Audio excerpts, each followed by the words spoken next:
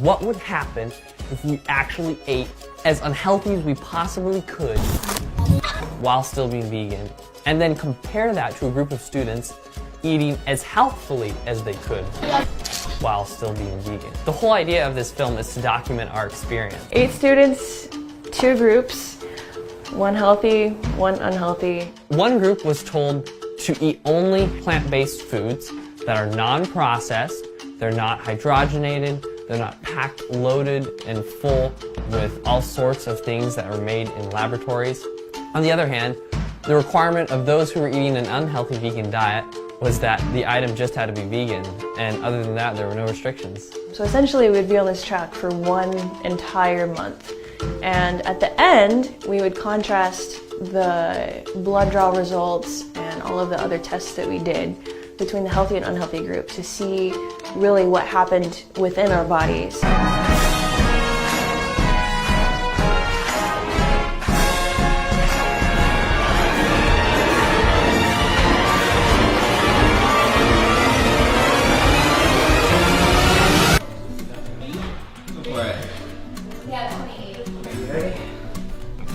Got it. Alright, you're gonna see a little blood right now, ready? We were excited. We were really pumped because there's just so many possibilities for this month. I'm gonna order a big burger and I'm gonna double everything. I'm salivating right now. I don't even want to eat. The first couple weeks, actually it ended up being the first 2 weeks, were extremely rough for me. I was finding that I was actually addicted to carbohydrates. I felt like I was going through withdrawal to a lot of the old carbohydrates that I would eat. The beginning of the diet went really well. I was pretty happy. I didn't feel a huge decline in my health or how I felt right away. I was kind of going all out. We were eating lots of chips and Taco Bell and eating out whenever we could. So, everything we just ordered is supposedly vegan. So right in front of you, this burrito is supposed to be vegan. But we did a little research, and actually inside of some of the ingredients that Taco Bell certifies as being vegan are really unhealthy chemicals and things that are really bad for you. For example, the beans inside this burrito contain natural flavoring. Natural flavoring means that I've taken something that was growing somewhere before, or that's natural. So I'm taking some chemical out of the blueberry. And then I take that chemical and I process it and I put all my other things into it and I do all the changes that I have to change. So I put a ton of artificial stuff in there, but it started off with that natural ingredient. But it's nothing close to what was originally there because it's changed a lot. Natural flavoring within itself can cause all types of problems. It causes allergic reactions, fatigue, they may get brain fog, they may get also, could affect your studies too. But it tastes really good.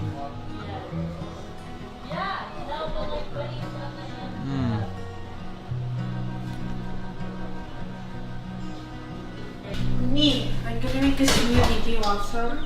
Sure. I don't know what I'm gonna put in it, but we'll see. Here it goes.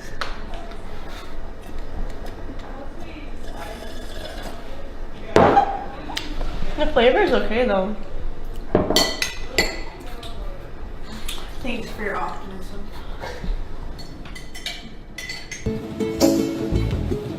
By the 3rd week, that was when I started seeing dramatic changes. You just felt so good about yourself. You just felt like you could wake up in the morning and not feel tired. You could go to the gym. You'd feel wonderful going to the gym. And then just the rest of the day, you wouldn't have that tired, like clouded brain.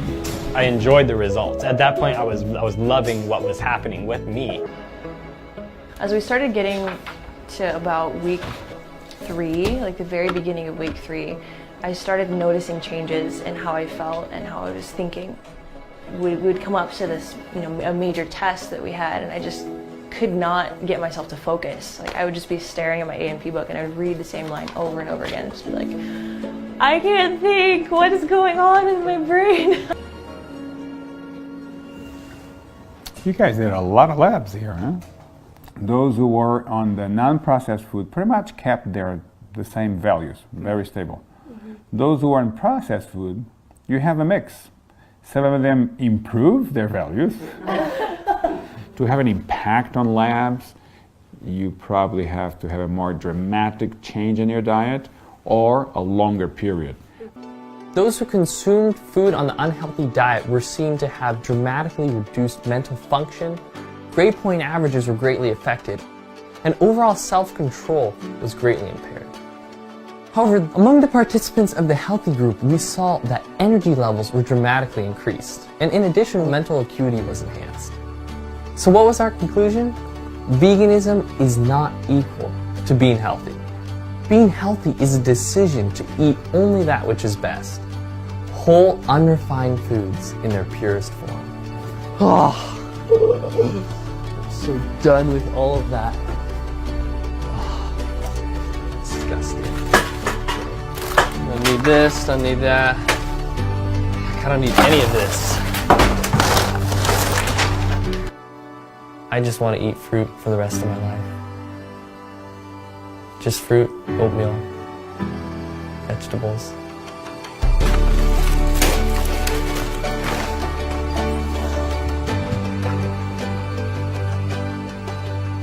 I've got one body and I've got one life. What am I going to do with it? So the next time you put something into your mouth, ask yourself the question, what is this going to do to my life?